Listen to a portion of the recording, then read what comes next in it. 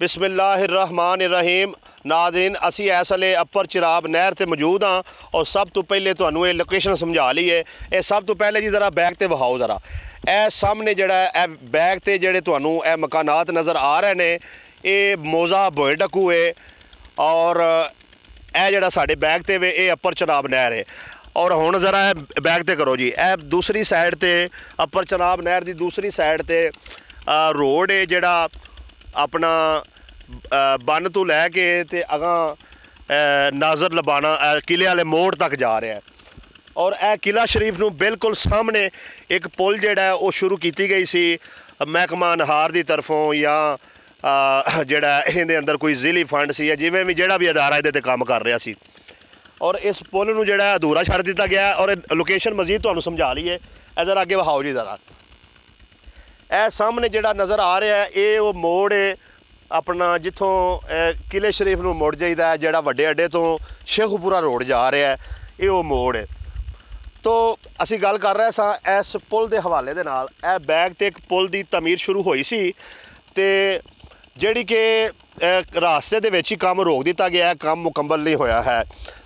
और अगर ये पुल बन जाता तो किले शरीफ के लोग जिहड़े ने उन्हां नूं शरकपुर शरीफ जिहड़ा है वो तकरीबन 1 किलोमीटर है बनता है तो 2 किलोमीटर अगे 3 किलोमीटर तकरीबन जिहड़ा 2.5 तो 3 किलोमीटर किला शरीफ तो शरकपुर शरीफ का बंद हो जाना सी।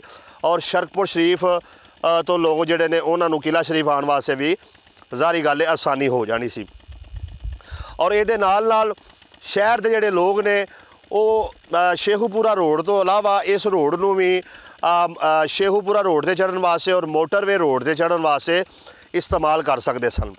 ये बड़ा अहम काम है। साडी मुतलका अदारे अगे अपील है कि ये जरा रोड है जिन्हों जी पुल है जिन्हों शुरू किया गया सी और विच ही रोक दिता गया है, इनकी जल्द अज जल्द तमीर की जाए। एक तो यह मसला हो गया, दूसरी बड़ी अहम गल जी है वो इस हवाले नाल ये करने वाली है कि तुसीं वेख सकते हो कि ये जिथों तक ये पुल तमीर हुई है ना उत्थे तक पिछे एक जगह पूरी मौजूद है जिथे किते किते जिहड़ा वाही बिजी हुंदी ते किते किते जिहड़ा कुछ झाड़ियाँ बुच्चड़ होए ने।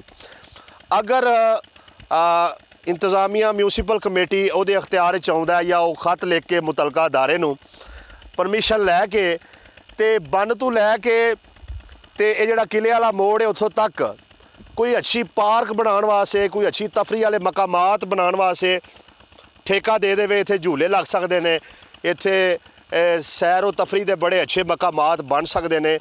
ये मेरी ज़ाती राय वे। और इहदे नाल हुकूमत नूं ज़ाहिर गल है फंड भी इकट्ठा होवेगा और इलाके के लोग भी जिहड़े ने वो सैर तफरी करने वास्ते एक इस मुकाम के उत्ते आ सकते हैं। मेन अज वीडियो बनाने का मकसद ये सी कि ये जिहड़ी पुल शुरू की गई है बराए मेहरबानी इनू जिन्नी जल्दी हो सके इनू मुकम्मल किया जाए ताकि बोए डकू किला शरीफ नाज़र लबाना और गिरदो नवाह के जिन्ने पिंड ने वो इस सहूलत तो फ़ायदा उठा सकन। बिलखसूस शरकपुर की आवाम भी इहदे तो फ़ायदा उठा सके। अगर फंड नहीं सी तो इनू शुरू नहीं सी करना, अगर हुण कर दिता गया तो बराए मेहरबानी इनू जल्द अज जल्द जिहड़ा मुकम्मल किया जाए। इस मसले के हवाले नाल अगर तुहाडे कोल भी कोई मालूमात मौजूद ने कमेंट अपनी राय का इजहार जरूर करो और मजीद इलाके दीयां वीडियो वेखण वास्ते मेरे चैनल मुनीर टीवी नूं सबसक्राइब कर दिओ।